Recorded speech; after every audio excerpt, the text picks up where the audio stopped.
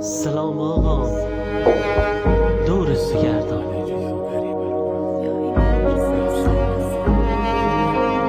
سلام آقا جان.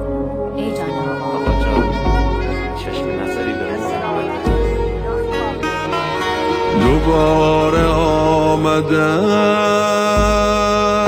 برای مهمانی، منم مسافر تو همان که میدانی،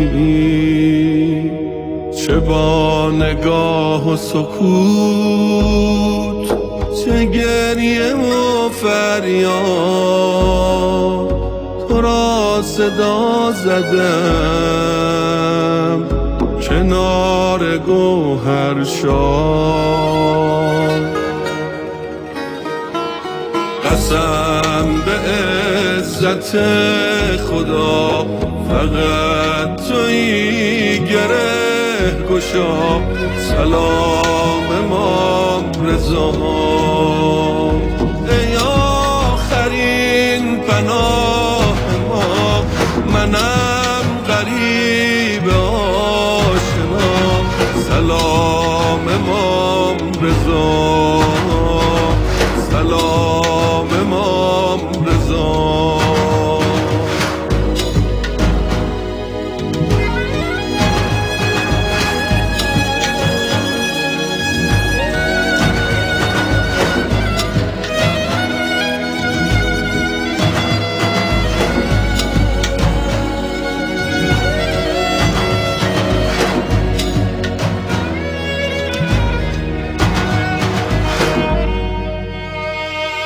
دل شکسته من پر از بهانه توست و روی موج بهش